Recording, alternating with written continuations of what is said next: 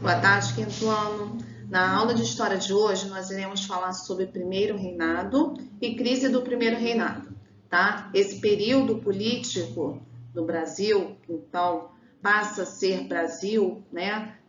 Deixou de ser uma colônia de Portugal e passa a ser independência, pois vem logo após o processo, né, de independência do Brasil, tá? Ele mostra como é que a nossa sociedade, a sociedade daquela época, né, do Brasil, sofreu as transformações sofridas, né, com esse processo político.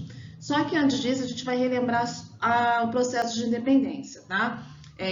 Dom Pedro I, né, que realizou a independência do Brasil em 1822, ele, antes desse processo de independência, ele era considerado um príncipe regente, ou seja, ele estava no comando, né, das funções de seu pai, o Dom João VI, que a pedido dos portugueses que estavam insatisfeitos, né, da colônia, né, do Brasil, que até então era colônia de Portugal, ter mais privilégios, mais regalias do que o próprio país dominante, que era Portugal, e fez com que Dom João fosse para lá para dar uma satisfação, né? Porém, Dom Pedro, que aqui ficou como príncipe regente, vendo esses conflitos, essas revoltas todas, também se ficou insatisfeito, né? Então, começou-se a partir de então o processo de independência do Brasil, ocorrido em 7 de setembro de 1822,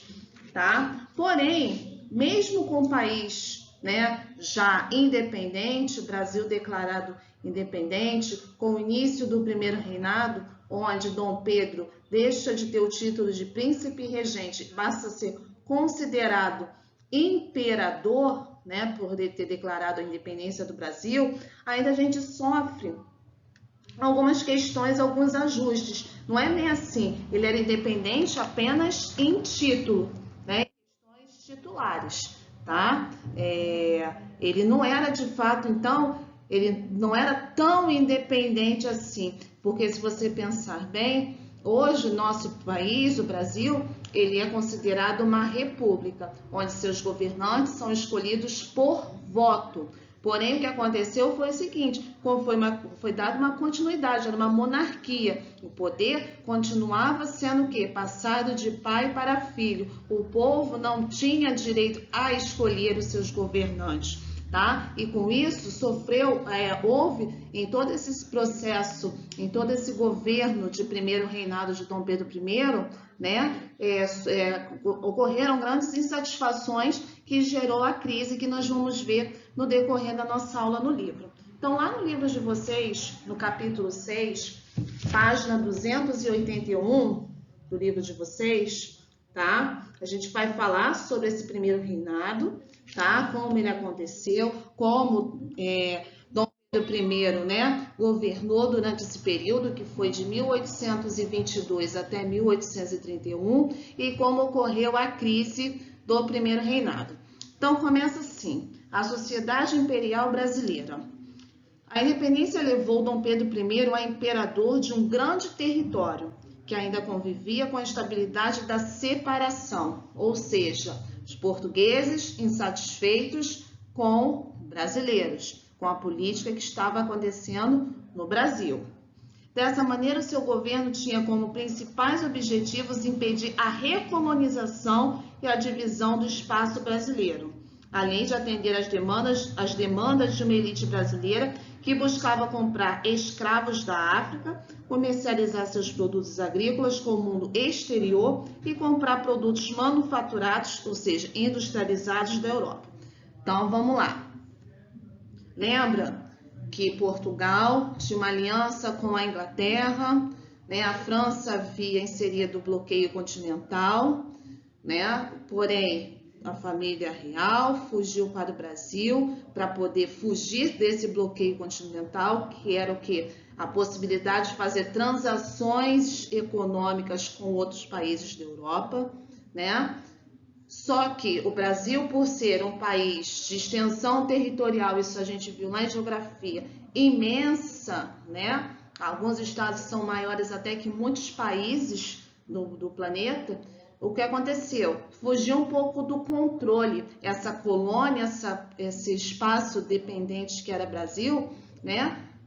Tornou-se algo que saiu do controle dos portugueses. Então, com o processo de independência, que ele se tornou de fato oficialmente independente, acarretou insatisfação dos portugueses e havia a possibilidade dos portugueses tentarem reivindicar a volta do Brasil a ser colônia, ou seja, a ser dependente de Portugal, né? E o processo de escravização, né, de negros em si, era algo que estava em grande ascensão, né? Tudo dependia, todos os afazeres, né, todos os trabalhos, né, principalmente trabalhos braçais, né, que até então o maquinário não era algo assim que estava em grande, né, potencial aqui no Brasil, ainda era tudo feito manualmente. Esses trabalhos eram feitos por negros, né? Então, a elite, ou seja, as pessoas que tinham dinheiro aqui no Brasil,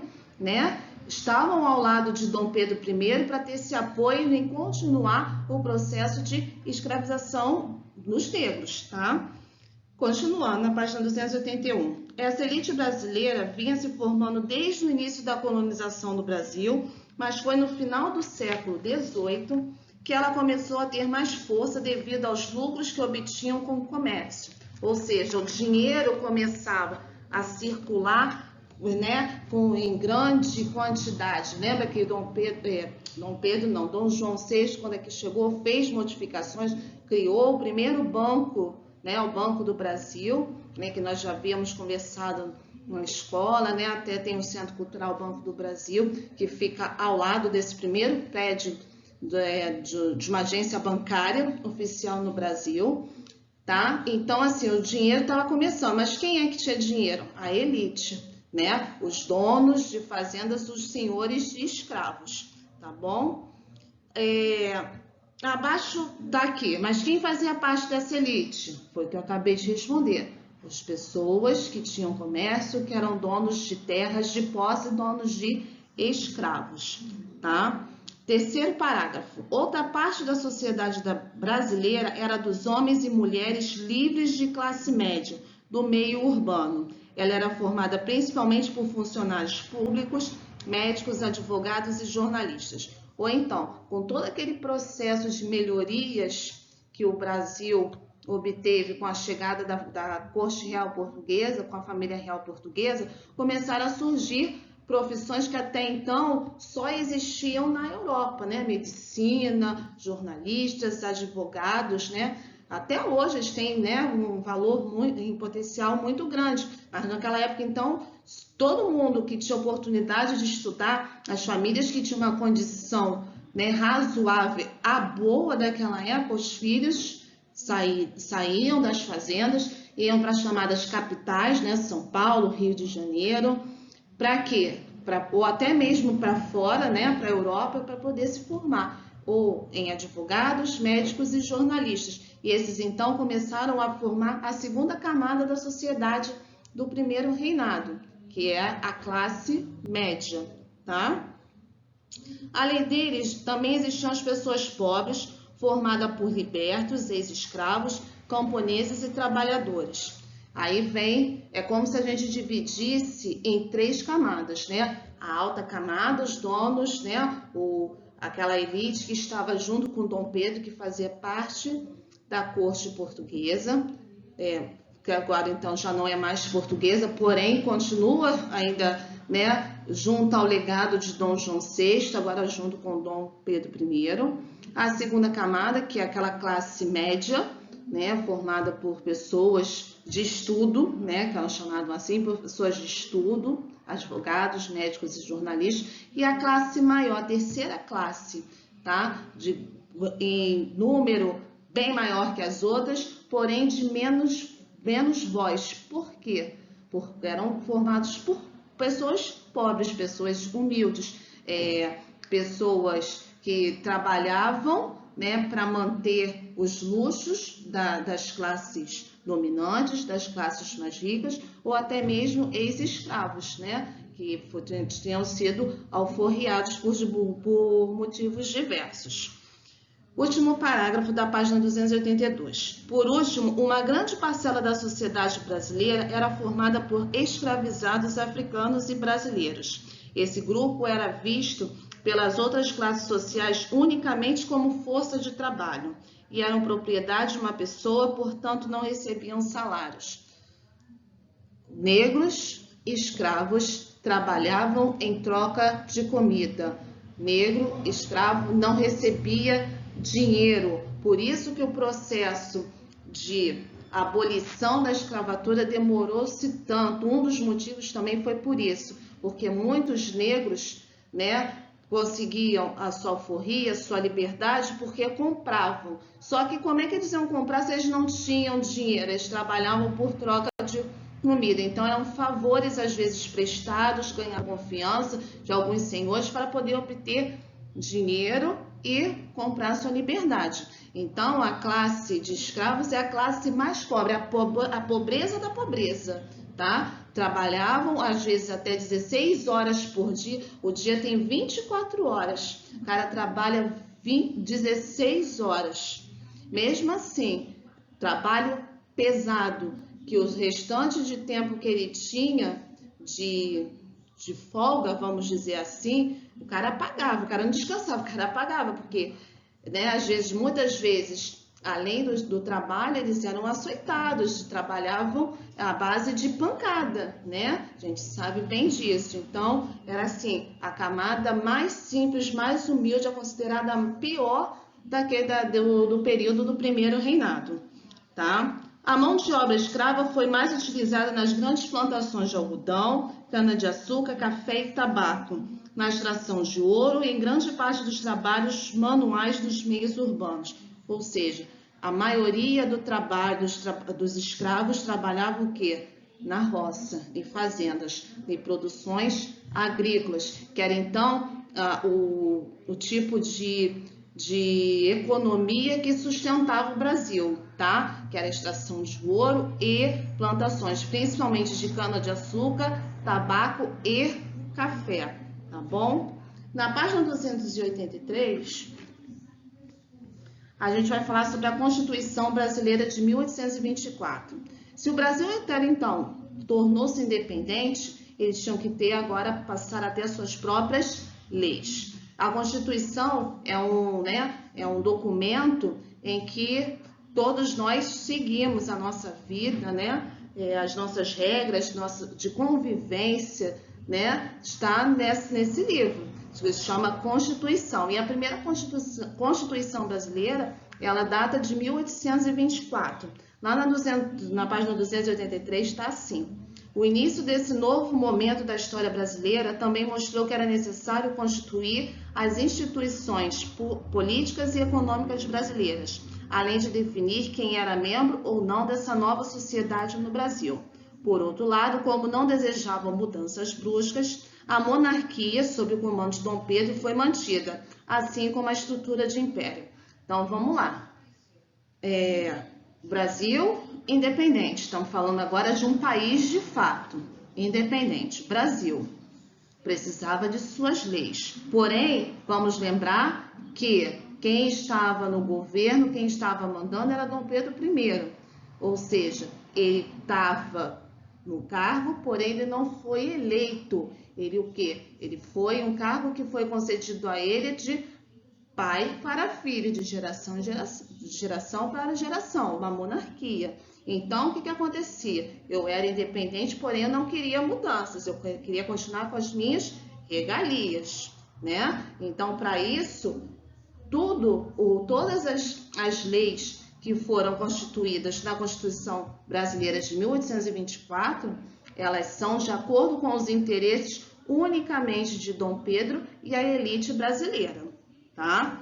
Então, a gente vai pular para o terceiro parágrafo, onde começa assim: os membros da Assembleia Constituinte, ao lado da figura de Dom Pedro segurando a Constituição Brasileira, e está assim: os membros da Assembleia Constituinte criaram um anteprojeto, projeto antes de ser aprovado, da Constituição, determinando o voto censitário, no qual só poderia votar aqueles que tivessem uma renda mínima e uma grande força do legislativo, deputados e senadores, perante o poder executivo e imperador, e além disso buscava restringir a participação de portugueses que moravam no Brasil na política. Então vamos lá, sublinhe esse parágrafo, esse terceiro parágrafo, por favor, e vamos prestar atenção no que isso quer dizer. Havia votação, sim, porém quem podia votar? Quem estivesse unificado, né, unido a Dom Pedro. Tá? Quais eram essas pessoas?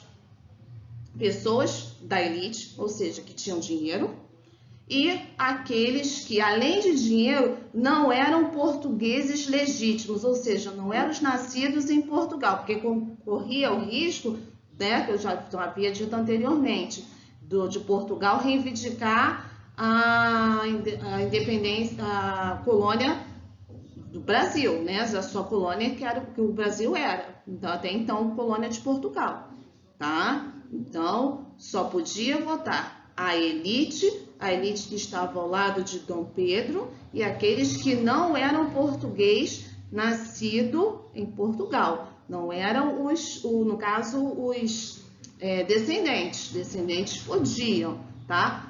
Portugueses natos que moravam no Brasil não podiam fazer parte desse grupo do voto que fazia, né, do voto censitário, tá? Continuando. Apesar de concordar com alguns pontos, Dom Pedro não gostou de anteprojetos, pois não queria que seu poder estivesse subordinado aos outros e os portugueses continuavam sendo uma grande base de apoio.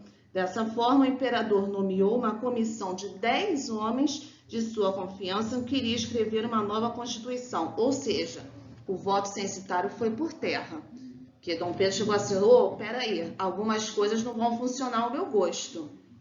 Então, eu vou limitar só para aqueles 10, que eram aqueles 10 caras que estavam ali jogando com ele, que ia fazer o que ele queria, e esses 10 junto de Dom Pedro formularam então a Constituição de 1824, tá? Aí então começa todo o processo de quê? De insatisfação, não só por parte das pessoas, né, mais humildes, como também da elite, que se sentiram quê? Traídos por Dom Pedro.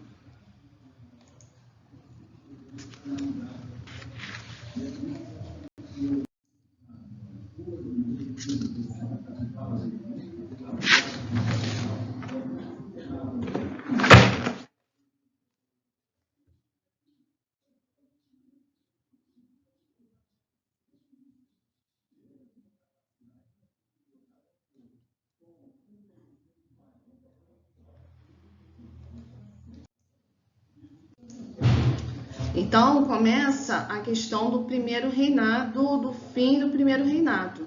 Por quê? Até então, né, Dom Pedro I estava junto com a elite. Com a Constituição de 1824, essa elite foi reduzida a 10 membros, né, fiéis aliados de Dom Pedro. Então começou o quê? A surgir tanto crises econômicas como políticas. As crises políticas devido ao seu autoritarismo, era o que ele queria, né? Tanto que ele elegeu 10 membros para poder formular a Constituição.